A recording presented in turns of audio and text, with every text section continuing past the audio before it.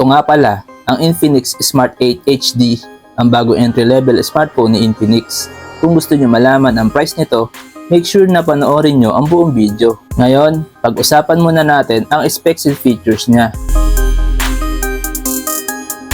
Meron itong 6.6-inch HD Plus IPS LCD display with 720 by 1612 pixel resolution.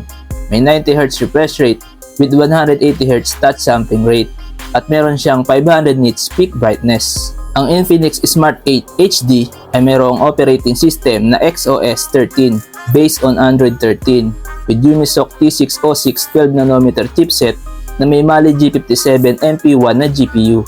Ang phone na to ay may 3GB of RAM plus 3GB virtual RAM with 64GB of internal storage expandable via microSD. Ang Infinix Smart 8 HD ay may dual rear camera setup with 13MP main camera plus AI camera with ring LED flash, HDR and panorama at kaya mag-record ng video up to 1080p at 30fps. At meron siyang 8MP selfie camera. Sa battery, meron siyang 5000 mAh battery capacity with 10W charging. Meron itong side-mounted fingerprint scanner and face unlock at meron itong loudspeaker. Sa dimensions, meron siyang 163.6 by 75.6 by 8.5mm at may timbang na 184 grams. Ang build quality naman niya ay glass front, plastic back and plastic frame at ito ay may dual SIM.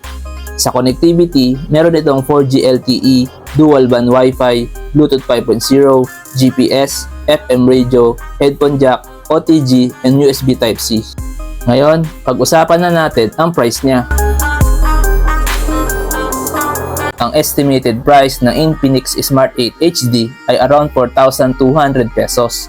Ito ay price conversion lamang at pwede pa ito magbago kung sakaling magiging available ito sa Philippines. Ano sa tingin nyo guys? Sulit ba ang Infinix Smart 8 HD?